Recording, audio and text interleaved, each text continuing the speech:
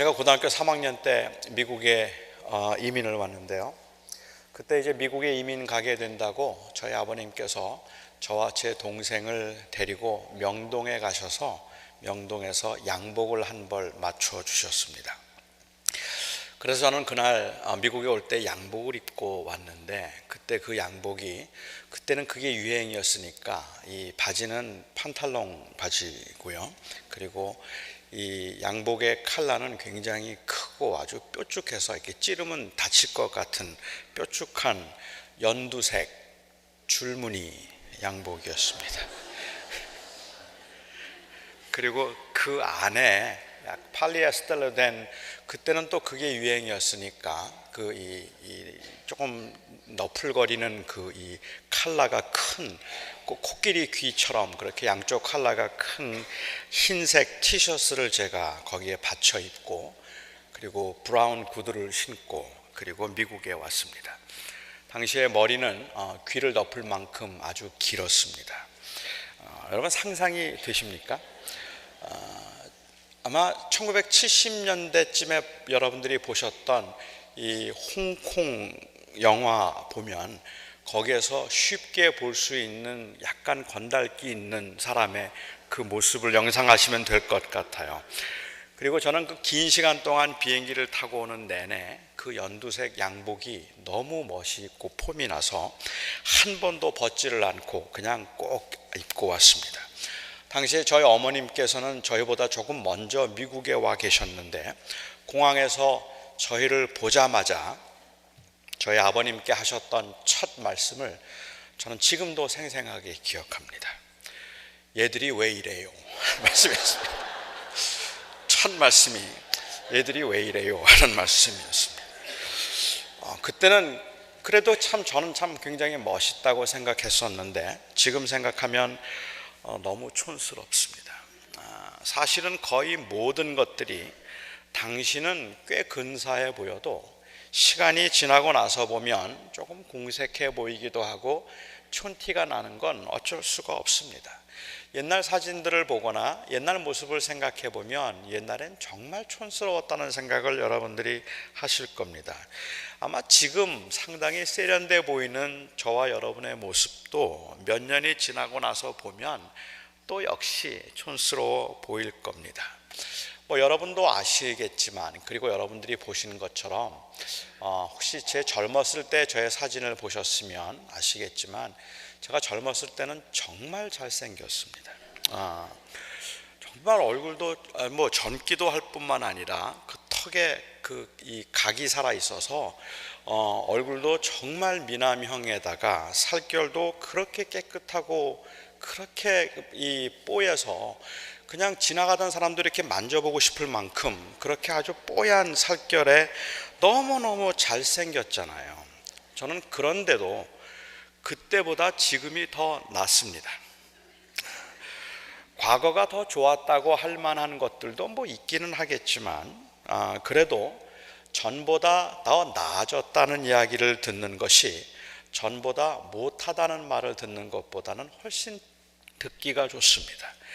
아주 오랜만에 만나는 사람이 옛날에는 참 고왔는데 그동안 많이 늙으셨네요, 이렇게 말하면 옛날에 고왔다는 것 때문에 위로가 되는 게 아니고요, 그런 인사보다는 여전히 고우시네요 하는 인사가 훨씬 더 마음에 들고, 그 인사보다는 지금이 낫네요 하는 말이 제일 듣기 좋습니다. 사람에게는 어쩔 수 없이 변해야 하는 것이 있고, 그리고 아무리 노력해도 변하지 않는 것이 있습니다. 변해야 할 것도 있고 변할 수밖에 없는 것도 있고 또 변하지 않는 것도 있습니다. 어떤 것은 자꾸 변해서 속상하고 어떤 것은 너무 변하지 않아서 답답합니다. 무엇이 변해야 할까요? 무엇이 변한 걸까요? 어떻게 하면 변할 수 있을까요?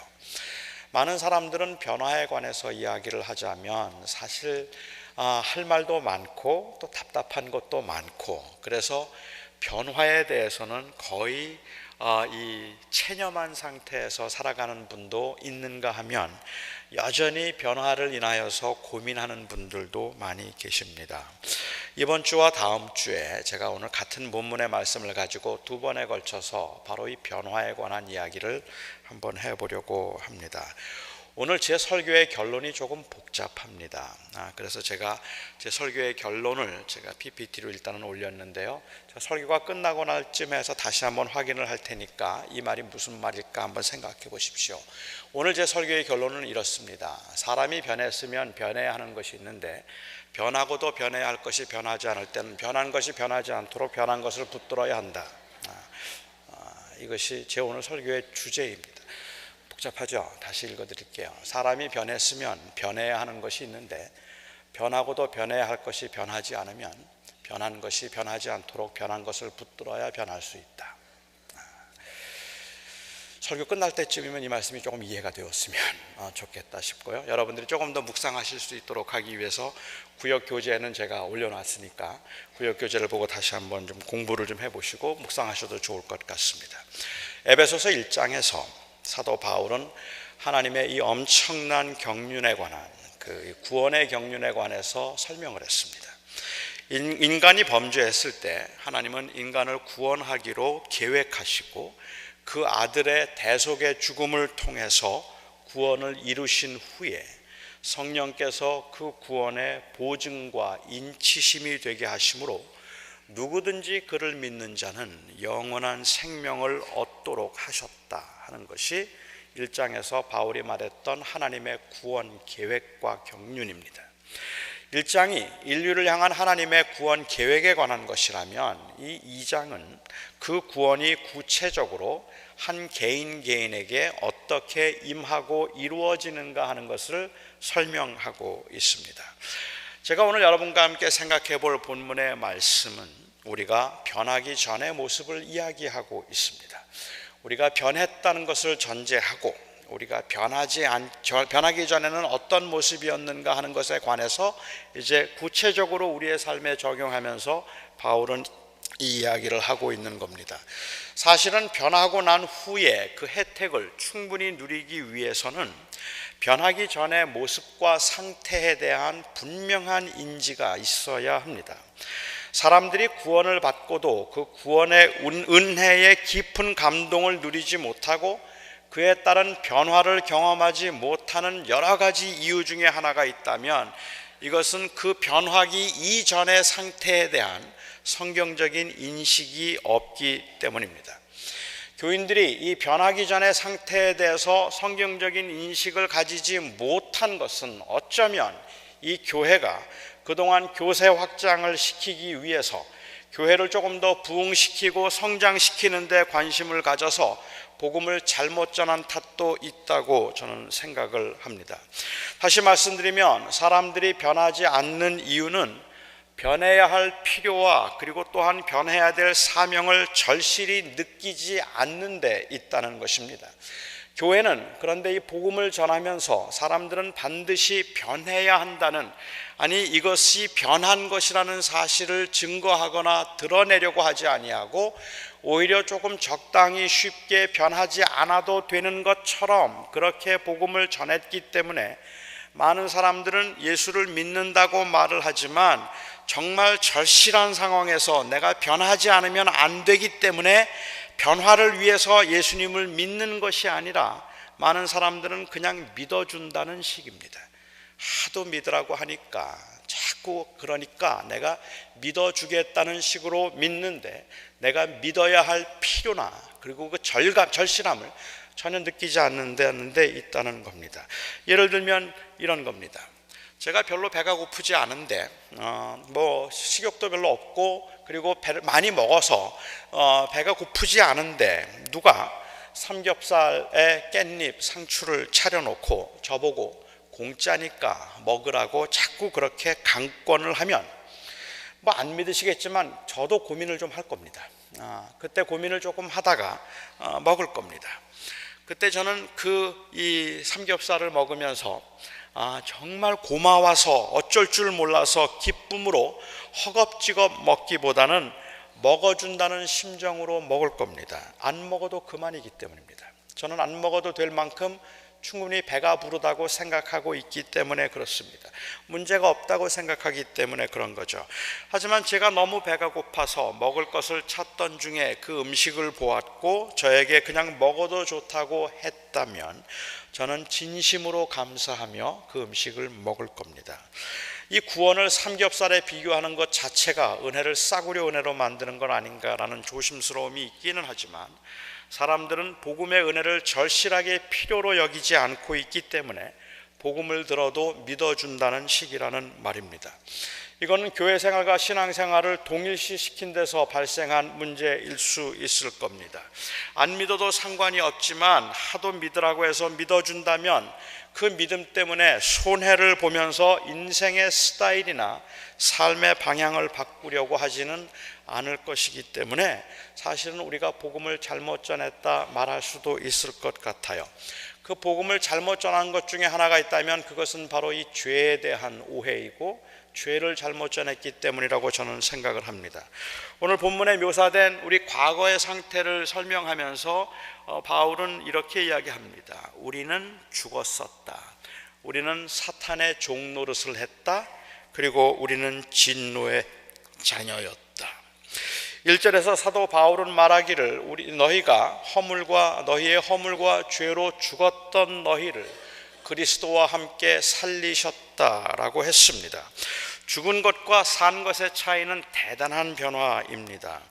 믿는 것과 안 믿는 것의 차이는 교회에 다니는 것과 교회에 다니지 않는 것의 차이가 아닙니다. 믿는 것과 안 믿는 것의 차이는 좋은 공동체 생활을 하는 것과 외롭게 혼자 사는 것의 차이가 아닙니다. 믿는 것과 안 믿는 것의 차이는 복을 받아서 부자가 되고 형통하게 사느냐 아니면 가난하게 힘들게 사느냐 하는 것의 문제가 아닙니다.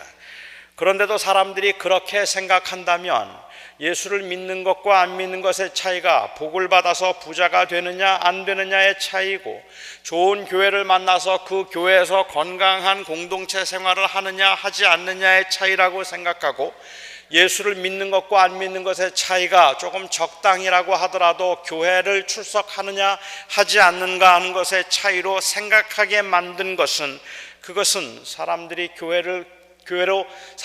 교회로 데려오기 위해서 교회가 그렇게 전도를 가르친 데서 발생한 오해였다고 저는 생각합니다.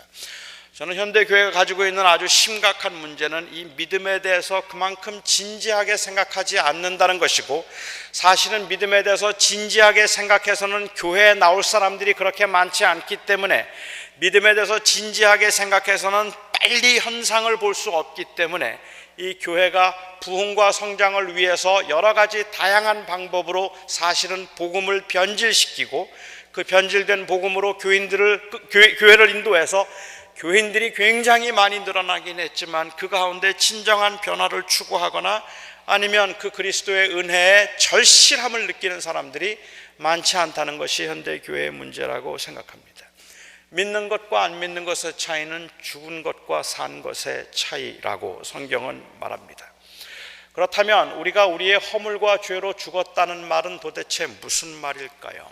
허물과 죄로 죽었었다는 말은 아무리 열심히 살고 아무리 많은 것을 소유했어도 아무리 많은 것을 알고 아무리 높은 지위에 있어서 인생을 편안하게 살 만큼 모든 것을 갖추었다 할지라도 그 인생은 절망적이라는 말입니다. 인간의 모든 노력과 수고, 인간의 그 업적을 한순간에 허무하게 만들어버리는 것은 바로 죽음입니다. 그리고 더 끔찍스러운 것은 이 죽음이 모든 인생의 끝을 허무하게 만들어버리는 것뿐만 아니라 영원한 멸망과 심판의 시작이고 표시이며 증거라는 점이 사실은 더 끔찍스러운 일입니다. 예수 그리스도의 복음이란 단순히 이 땅에서 얼마나 잘 사는가, 얼마나 양질의 삶을 살게 하는가 하는 문제가 아니고 얼마나 긍정적인 사고를 가지고 얼마나 내가 포지티브하게 다른 사람들과 화목하게 조화를 이루며 사는가 하는 문제가 아니라 영원히 살 수 있는 새로운 생명의 제시입니다. 사는 것도 버거운데 죽음에 관해서 이야기하는 것 자체가 너무도 비현실적으로 들릴지 몰라도 제가 이해하기에는 사는 것의 모든 문제는 결국 죽음에서부터 비롯된다고 생각합니다. 우리가 죄인이라는 말은 우리가 죄로 죽었었다는 말의 의미는 우리가 나쁜 사람이었다는 의미가 아니라 우리에게 아무런 희망도 없었다는 의미입니다. 성경이 우리의 죄를 이야기할 때는 모든 사람이 죄를 범하였음에 하나님의 영광에 이르지 못한다고 죄를 이야기할 때는 이것은 단순히 그 죄를 지은 상태를 말하고 있는 것이 아니라 죄의 결과를 말하고 있는 겁니다. 그 죄로 인하여 인간에게는 아무런 희망도 없어졌다는 말이죠. 그러니까 우리가 전도를 하면서 죄인인 것을 드러내기 위해서 해야 되는 말은 그 사람이 얼마나 나쁜 짓을 했는가를 말하는 것이 아니라 사실은 죽음을 말하는 것이, 절망을 말하는 것이 더 맞다고 생각합니다. 성경에서 사람이 죄인이라고 할 때는 그저 나쁜 사람이라는 의미가 아니라 절망이라는 의미가 강합니다. 뭘 소유하든지 절망이고 뭘 이루었든지 절망입니다. 저는 이 사실에 대한 깊은 인식이 변화를 가능하게 만든다고 생각합니다. 무슨 말인가 하면 우리가 이 죄에 대한 깊은 인식이 있어야 십자가에 감사하고 우리가 죽었다는 사실을 깊이 공감할 수 있어야 생명의 소중함을 안다는 말입니다. 그런데 죄를 말하면서 절망적인 상태를 말하기보다 그 하나님 앞에서 그 하나님을 떠난 절망적인 상태를 말하기보다 오히려 거짓말하고 욕심을 부린 것, 그 상태를 지적한다면 인정은 하겠지만 그래서 받는 심판은 부당하다고 생각하고 그래서 그 죄를 용서받아야 할 그 절실함은 별로 없다고 저는 생각합니다. 그러니까 우리가 죄인임을 인정하는 이 죄인 의식은 단순히 우리가 잘못한 것에 대해서 느끼는 죄책감과는 근본적으로 다른 것입니다. 정말 후회스럽게 산 사람에게는 물론 죄책감이 있습니다. 그리고 그 죄책감이 우리가 죄인이라는 인식을 두드러지게 만드는 것도 또한 사실일 겁니다. 아마도 그래서 전과자들이 더 회개를 철저하게 하고 더 절실하게 하는지도 모르겠어요. 이 죄의 상태에 의해서 죄를 이야기한다면 살인을 했거나 아니면 아주 문란하게 살았거나 수많은 사람들을 괴롭혀서 모든 사람들이 손가락질을 하던 그런 비참하고 잔인하고 또한 그래서 아주 비도덕적인 삶을 살았던 사람이라면 아주 철저하게 회개를 할 때 눈물 콧물을 쏟으면서 회개를 하겠지만 제가 이해하는 바 여기에 계신 여러분들 중에는 남들에게 해가 될 만한 나쁜 짓을 별로 한 것도 그렇게 많지 않고 나름대로는 꽤 열심히 살려고 했던 분들이라 우리가 억지스럽게라도 당신들이 죄인입니다라는 것을 이야기해서 거짓말했고 욕심을 부렸고 미워하는 마음이 있었기 때문에 죄인이라고 말한다면 인정은 하겠지만 그래서 그 죄로 인하여서 살인을 하고 온갖 추행을 범한 사람과 똑같이 취급을 받는다는 것에 대해서는 공감하기가 어려울 거라고 저는 생각합니다. 그래서 그런 사람들에게서 그런 심한 죄책감을 느끼며 가슴을 치며 회개하게 하기는 기대하기 어렵다는 말입니다. 사람을 몇 명씩 죽인 전과 구범이라면 처음 하나님께서 우리의 죄를 용서하셨다는 그 말에 가슴을 치고 울면서 회개하고 그 용서받았다는 기쁨에 벅차 어쩔 줄 몰라 하겠지만 여러분처럼 나름대로 꽤 건전하게 그리고 성실하게 살았던 여러분들에게 하나님이 여러분의 죄를 용서하셨다고 말하면 고맙기는 한데 그것이 그렇게 절실하지는 않다는 말이죠. 제가 처음 예수를 믿고 난 다음에 저희 아버님에게 전도를 했습니다. 저희 아버님은 교회 근처도 가본 적이 없는 분이었습니다.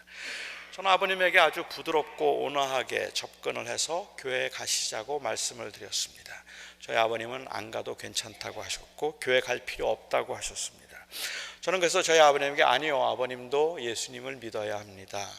우리는 모두가 다 죄인이기 때문에 예수님을 믿고 용서를 받고 영원히 천국에 가야, 영생을 얻어야 합니다. 아버지도 예수님을 믿으셔야 합니다 라고 제가 말씀을 드렸습니다. 그때 저희 아버님께서는 내가 무슨 죄인이냐 그러시더라고요. 내가 살인을 했냐? 내가 도둑질을 했냐? 내가 지은 죄가 있다면, 저는 지금도 그 말씀을 기억해요. 내가 지은 죄가 있다면 너희들 공부시키느라고 고생한 것밖에는 죄가 없다. 너희들 공부시키느라고 고생한 것밖에는 죄가 없는데 내가 무슨 죄인이냐 그러시더라고요. 그래서 저는 그 말을 듣는 순간, 그 말씀을 듣는 순간에 저희 아버님이 죄인인 것을 이제 증명해야 할 거룩한 사명을 제가 느꼈습니다. 그리고는 저희 아버님에게 아주 담대하게, 아버님은 5학년 때, 제가 5학년 때 술이 취해서 이유 없이 괜히 나를 때렸던 것 기억하시나요? 아버님은 어머니에게 괜히 소리를 지르거나 아니면 손찌검을 하려고 했던 것 저는 기억하는데, 그렇게 막 분노했던 것, 그것도 죄인데 아버지는 그거를 모르신단 말입니까? 그리고 저는 그날 정말 엄청 혼났습니다. 세상에 이런 버릇없는 녀석이 어디에 있는가라고 엄청 혼났는데, 우리가 다른 사람들이 죄인이라고 말할 때 꼭 이렇게 이야기를 하는 것처럼 들리기 때문에 얼마나 무례하냐는 말이에요. 사람들에게 전도를 하면서 너무 무례하게 모든 사람이 당신도 죄인입니다, 당신도 거짓말했잖아요, 당신도 캔디 훔쳐 먹었잖아요, 인정하죠. 하지만 그래서 지옥 간다?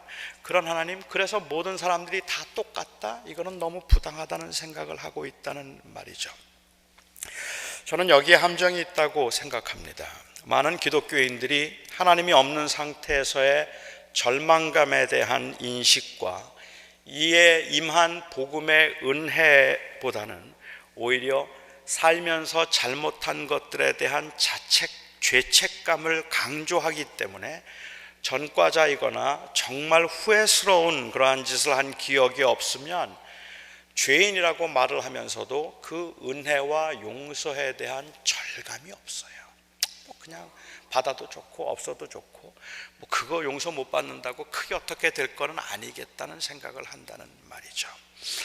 그래서 많은 기독교인들에게는 바로 이 행위를 이야기하거나 아니면 우리 행실의 변화를 자꾸만 말하다 보니까 우리가 전에는 이라는 그러한 분명한 고백이 없습니다.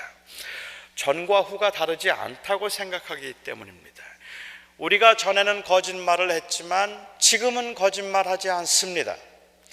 우리가 전에는 욕심을 부려서 탐욕스럽게 살았지만 지금은 욕심을 부리지 않습니다. 이렇게 자신 있게 말할 수 있으면 우리가 전에는 이라는 말을 할 수 있습니다. 그런데 예수를 믿고 난 다음에도 별로 달라진 게 없어 보여서 우리가 전에는 이라고 말할 수 없는 것 같다는 거죠. 달라진 것은 그냥 교회에 다닌다는 것, 그것만 달라진 것 같은데, 그러니까 변한 게 없어서 답답하고 변하지 않으니까 교회에 다닐 필요가 없다는 그러한 생각까지 하고, 아무리 교회 다니고 아무리 기도하고 아무리 성경 공부하고 매주일 설교를 들으면 뭐하노? 변하지 않는 걸.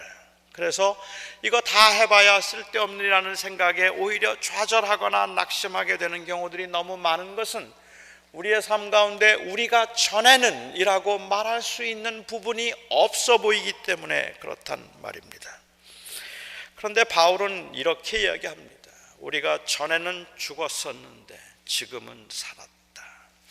우리가 전에는 진노의 자녀였는데 지금은 사랑의 대상이 되었다. 이 말은 마음의 상태나 행동의 변화가 있었다는 말을 하는 것이 아니라 신분이 변했다는 말입니다. 그런데 이 신분을 변화시키는 것은 우리의 행위가 아니라 은혜였기 때문에 바울은 오늘 말씀에서 누누이 여러 번에 걸쳐서 이것은 은혜로 된 것이다, 이것은 은혜로 된 것이다. 행위로 되었다고 생각하면 아무도 내가 변했다는 말을 할 수 없겠지만 예수 그리스도의 은혜로 하나님이 우리를 사랑하셔서 우리에게 그 아들을 주시고 그를 믿는 자에게 영원한 생명을 주심으로 하나님의 자녀가 되게 하신 것은 은혜라 말씀하고 계시는 거죠. 그래서 그것이 은혜이기 때문에 우리의 그 은혜로 우리의 신분이 변했다는 사실을 우리에게 강조하고 있다는 말입니다. 사도 바울은 디모데에게 보낸 편지 가운데서도 그는 말하기를 나는 죄인의 괴수라라는 말을 쓰고 있습니다. I am the chief sinner of all. 내가 모든 사람들의 죄인의 괴수다. 바울이 디모데서를 기록했다면 이 디모데서는 바울이 쓴 마지막 편지일 것이라고 짐작하는데 예수를 믿고 30여 년 동안 정말 선교 사역을 하면서 그렇게 성실하게 살았던 그가 마지막 그가 죽기 전에 했던 고백이 나는 죄인의 괴수라라고 그렇게 고백을 했다면 선교사로 그가 살면서 그 전보다 더 많은 죄를 짓지는 않았을 텐데 말년에 그가 죄인의 괴수라고 말한 것은 어떤 의미일까? 어떤 분들은 말하기를 이 바울이 너무 성화되어서 이제는 정말 하나님 앞에 깨끗하게 살 만큼 온전히 변화되었기 때문에 조그마한 죄에도 그가 견디지를 못하고 괴로워하면서 아주 사소한 죄조차도 그는 못 견뎌하면서 그것 때문에 괴로워하고 울부짖어서 나는 죄인의 괴수라고 말하고 있는 것이라고, 그만큼 그가 영적으로 살아있고 그리고 또한 그만큼 그가 사실은 도덕적으로 민감해져 있는 것이라고 말하는 분들도 있기는 한 것 같아요. 하지만 사도 바울이 내가 죄인의 괴수라고 고백하는 것은 내가 지금 옛날보다 더 많은 죄를 짓고 있다는 말도 물론 아니고, 그렇다고 해서 사도 바울이 이제는 너무 경건해지고 너무 거룩해지고 너무 성화되어서 아주 조그마한 죄, 다른 사람을 향한 조금 미워하는 마음만 생겨도 그것 때문에 가슴을 두들기며 가슴을 치면서 너무 괴로워하고 내가 죄인의 괴수라 사람을 미워했습니다. 내가 너무 게으르고 나태해서 1시간을 더 잤습니다. 내가 오늘도 기도해야 하는데 오늘 너무 게으르고 너무 피곤하고 너무 힘이 들어서 제가 온전히 기도하지 못했습니다. 나는 죽을 수밖에 없는 죄인입니다. 가슴을 치고 있는 이런 상태를 말하고 있는 게 아니란 말입니다. 사도 바울이 내가 죄인의 괴수라는 말은 전에는 이라는 말입니다. 전에는 예수를 알지 못했을 때에는 내가 예수를 핍박하고 예수를 박해하고 믿는 자들을 핍박하던, 그래서 내가 내 인생의 주인인 것처럼 내가 굉장히 거룩하고 경건한 사람인 것처럼 그렇게 살았던, 그래서 아주 철저하고 잔인하게 예수를 믿는 사람들을 핍박하던 자였으나 내가 예수 그리스도의 은혜로 하나님의 자녀가 되었다. 알면 알수록 그에게 생명을 주신 복음의 은혜가 놀랍고 감사하다는 말이지, 이제는 어떤 조그마한 죄도 용납할 수 없을 만큼 죄에 민감해졌다는 고백이 아닙니다. 저는 이 고백이 우리에게 있어야 한다 생각합니다. 에베소 교회 교인들은 어땠을까요? 바울은 특히 오늘 말씀을 이야기하면서 대명사를 우리에서 너희로 바꾸고 있습니다. 일반적으로 바울이 우리라는 말을 계속해서 쓰고 있는데 우리라는 말을 쓰면서 너희라고 바꿀 때에는 아마도 그 대상을 이방인들을 전제하는 것 같아요. 그래서 이방인들을 가리키는 말인 것 같은데 그들이 이방인이었을 때 아담의 신상에 절을 하고 우상에게 절을 하러 온 사람들에게 사람들을 상대로 우상을 만들어서 매매 행위를 하고 호객 행위를 하는 사람들이었습니다. 그때는 예수가 누군지도 몰랐고 아담이 여신이 참신인 줄 알았습니다. 아니 어쩌면 아담이 여신도 참신은 아니라고 생각했지만 자기가 주인이 되어서 살아가면서 아담이 여신을 이용해서 돈을 벌고 부자로 편안하게 살자는 게 그들의 궁극적인 삶의 목적이었을 겁니다. 그러던 그들이 예수 그리스도에 대한 복음을 듣고 예수 그리스도가 우리 모든 세상을 다스리며 그들의 주인이라는 것을 인정하고 인간의 죄를 위하여서 이 땅에 오신 하나님의 아들 예수를 그들이 믿게 되었습니다. 그리고 그들은 더 이상은 아담이 여신에게 기도를 하거나 그를 의지하지 않고 오직 예수님만 의지하게 되었습니다. 그들에게는 여전히 두려움이 있었고 여전히 유혹이 있었고 미움이 있었고 욕심이 있었지만 그럼에도 불구하고 이제 그들은 아담이 여신을 통해서 이 땅에서의 행복과 그리고 또한 형통을 추구하는 사람들이 아니라 영원한 하나님의 백성으로서 하나님의 나라를 소망하며 사는 자들, 하나님의 자녀들이 되었습니다. 그들의 신분이 확실하게 변했습니다. 여러분은 어떠십니까? 아직도 잘 변하지 않는 우리의 성정이나 우리의 삶을 보면 답답하지만 그럼에도 불구하고 저와 여러분에게 중요한 질문은 이제 더 이상은 내가 주인이 아니라 예수 그리스도 주라는 고백이 있어서 우리가 하나님의 자녀가 되었는가 하는 겁니다. 우리의 행위를 통해서가 아니라 그리스도의 은혜로 인하여서 우리에게 임한 그 생명을 내가 믿어서 이제 나는 그 생명을 믿음으로 내가 하나님의 자녀가 되었고 내가 그 하나님의 자녀로서 그 하나님의 나라를 바라보며 살게 되었다. 그 고백이 여러분들에게 있습니까? 만일 여러분들에게 그 고백이 없다면 죄송합니다. 그건 아직 교인이 아닙니다. 아직 그리스도인이 아닙니다. 여러분은 그것이 과연 무엇일까를 조금 더 고민하셔야 할 겁니다. 그래서 그것을 정말 그리스도를 나의 주인이라고, 그렇게 예수 그리스도가 내 생명의 주인이라고 고백을 하셔야 할 겁니다. 저는 그에게 생명이 있음을 믿습니다. 하지만 우리 자신을 볼 때 만일 그 고백이 여러분들에게 있다면 이 고백은, 바로 이 고백은, 그리고 예수 그리스도가 나의 주님이라는 이 믿음은 우리의 행위나 아니면 우리의 상태가 변하기 이전에 변화된 신분의 변화를 의미합니다. 이제 우리는 하나님의 자녀가 되었어요. 사람이 변했는가 변하지 않았는가를 확인하기 위해서 바울이 던진 질문은 의외로 간단했습니다. 여러분이 전에는 하나님 모르고 살았죠. 전에는 우상을 섬기며 살았죠. 여러분이 전에는 그냥 사람이 살다가 죽으면 그게 한 인생이라고 생각하고 체념한 채, 죽음 앞에서 모든 것을 체념한 채 그냥 사는 동안 잘 먹고 잘 살면 되는 거야 라고 생각하며 살았었죠. 그런데 이제는 하나님을 믿고 영원한 나라가 있음을 믿고 살고 계시죠. 이제는 여러분들이 그 하나님께 예배하죠. 이게 바로 놀라운 성령의 역사입니다. 이게 바로 여러분들이 하나님의 자녀가 되었다는 말입니다. 이 말을 바울은 2절에서 이렇게 말했습니다. 그때 너희가 그 가운데서 행하여 이 세상 풍속을 좇고 공중의 권세 잡은 자를 따랐으니 곧 지금 불순종의 아들들 가운데 역사하는 영이라. 이 말은 자칫 예수 안 믿는 사람들은 다 마귀, 사탄의 자식이라는 말처럼 들릴 수 있습니다. 공중의 권세 잡은 자, 불순종하는 아들들 가운데 역사하는 영이란 사탄을 가리킬 때니까요. 그러니까 우리가 믿지 않을 때는 마귀에게 사로잡혀서 마귀의 종노릇을 한 것 같고, 지금도 이 세상의 권세는 마귀가 잡고 있어서 세상에 있는 모든 사람들을 마귀가 다 지배하고 모든 사람들은 마귀가 시키는 대로 마귀에게 복종하고 있는 마귀에게 속한 자들이다. 저는 이 말은 사탄의 권세, 공중의 권세 잡은 자라고 했던 이 말씀에 대한 오해에서 비롯된 것이라고 생각합니다. 사단이 공중의 권세 잡은 자라는 말은 하나님이 이 세상을 사탄에게 빼앗겼다는 말도 아니고 세상을 사탄이 이제는 다스리게 되었다는 말이 아닙니다. 믿지 않는 사람들은 모두가 다 사탄의 부하이거나 사탄을 숭배하는 사람들이라는 말이 아닙니다. 다만 유혹과 그 사탄의 유혹과 자기의 원함대로 하나님을 인정하지 않고 그리고 살고 있던 사람들을 이야기하는 겁니다. 이 세상은 사탄의 것도 아니고 사탄은 인간을 다스리지 못합니다. 사탄은 인간을 마음대로 조정할 수도 없을 뿐만 아니라 사탄은 이 세상의 공중 권세를 가지고 세상을 자기 마음대로 좌지우지하는 자가 아닙니다. 이 세상을 다스리는 분은 하나님이십니다. 심판을 유보하고 계시다 할지라도 세상을 다스리는 분은 하나님이시며 모든 인간들을 다스리고 그 섭리를 주관하시는 분은 바로 하나님이십니다.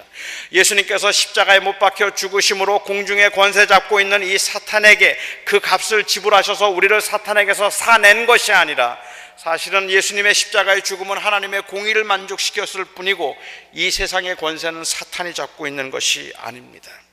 사탄의 유혹에 너무 많은 사람들이 넘어가서 그래서 사탄이 원하는 대로 사람들이 살아가고 있기 때문에 사실은 사탄이 세상의 공중권세를 잡은 자처럼 보이는 거겠죠. 사탄이 할 수 있는 일은 유혹일 뿐입니다. 예를 들면 이런 겁니다. 뭐 잘 안 믿으시는 분도 계시겠지만 그냥 예니까 이해하고 들어주십시오. 저는 천성이 너무너무 착합니다. 저는 너무 착하기 때문에 남을 헐뜯거나 남을 아프게 하는 말, 이런 말들은 저는 할 줄도 모르고 그리고 정말로 하기 싫어합니다. 저는 남을 헐뜯는 말들, 남을 중상하거나 이간질하는 말들을 정말 싫어하고 저는 죽어도 그런 말은 하고 싶지가 않아요. 그런데 마귀가 자꾸 저보고 아무개 장로님을 깎아내리라는 거예요. 아무개 장로님이 거슬리니까 저 좀 못됐다고 얘기하고 다녀서 깎아내리라는 거예요. 그런데 저는 그게 너무 싫어요. 그래서 마귀가 그렇게 말하고 요구하는데도 저는 하지 않아요. 저는 착하니까. 그랬더니 마귀가 두통을 가져다 주고 속을 쓰리게 만들고 심지어는 제 아들에게 알러지를 주어서 막 괴롭히는 거예요. 그러면서 못된 짓 하라는 겁니다.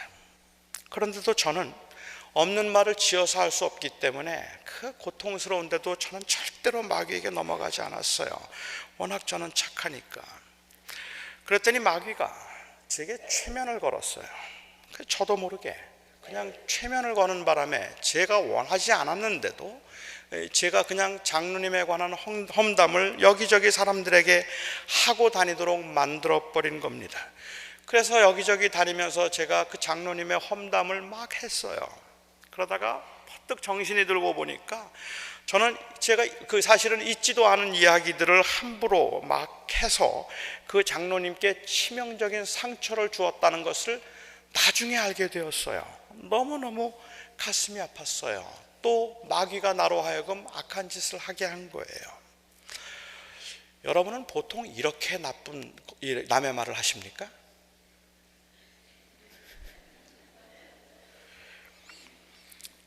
저는 아니에요. 저는 이런 과정을 통해서 남의 말을 하지 않습니다. 마귀는가 시키는데 겁이 나서 죄를 짓는 것이 아니라 마귀가 유혹하면 제가 원해서 죄를 짓습니다. 그러니까 그 제가 지은 모든 죄의 원인은 저에게 있지 마귀가 저를 그렇게 시켜서 한 게 아니에요. 유혹한 것을 시켰다고 말하면 안 되는 거라고 저는 생각합니다. 마귀가 공중의 권세 잡은 자라는 말은 이 세상을 다스릴 권한, 치리권이 마귀에게 있다는 말도 아니고 우리의 마음을 마음대로 좌지우지해서 우리로 하여금 죄를 짓게 만든다는 이야기가 아닙니다. 너무 많은 사람들은 이 마귀의 유혹에 넘어가서 악을 행하고 있기 때문에 마귀가 너무 힘이 있어 보이는 것뿐입니다. 그래서 바울은 바로 다음 3절에서 이렇게 설명하죠.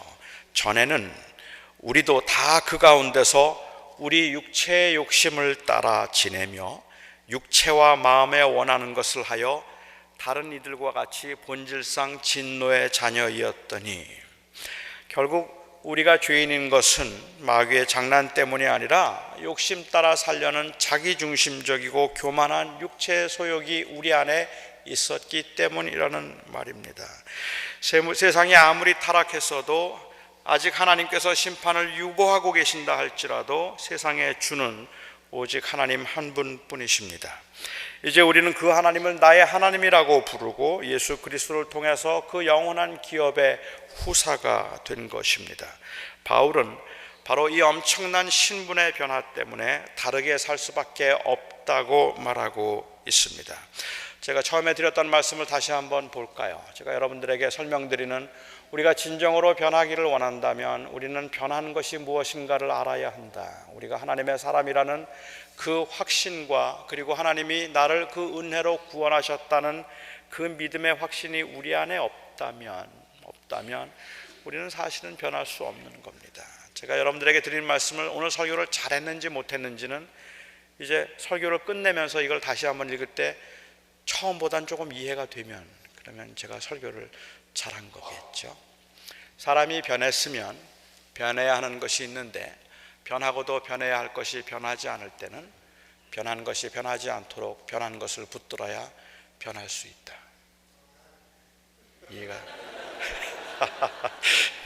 이해가 되십니까?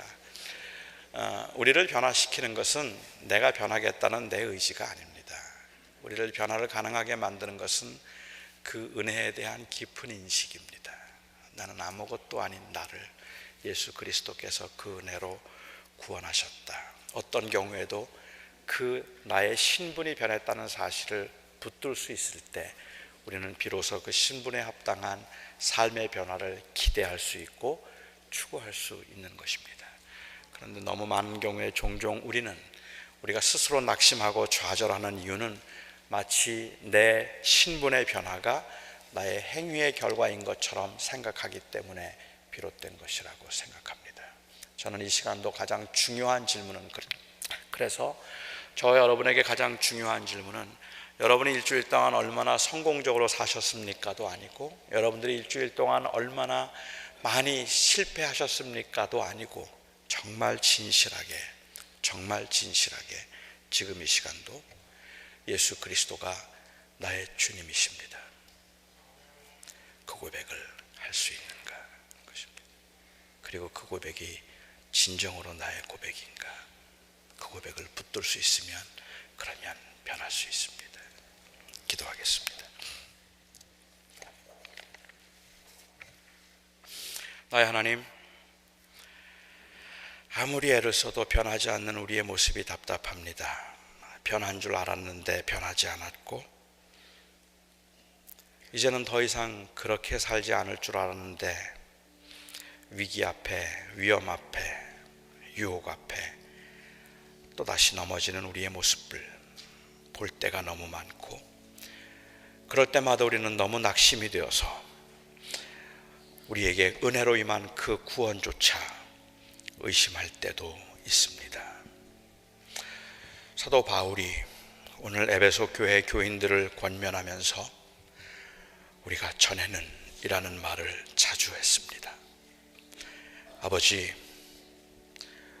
오늘 이 자리에 있는 우리 사랑하는 성도들이 우리가 전에는 이라고 말할 수 있는 것이 있었으면 좋겠습니다. 그리고 그것을 붙들 수 있기를 원합니다. 우리가 전에는 거짓말을 했지만 지금은 거짓말하지 않습니다. 그 말은 아무도 못할 겁니다. 하지만 우리가 전에는 하나님 모르고 내가 내 인생의 주인인 줄 알았는데 이제는 하나님이 나의 주님입니다. 이 세상에 이것보다 엄청난 변화가 있겠습니까, 주님? 우리 사랑하는 성도들이 그 고백을, 그 변화를 붙들 수 있게 하여 주시옵소서. 예수님의 이름으로 기도하옵나이다. 아멘.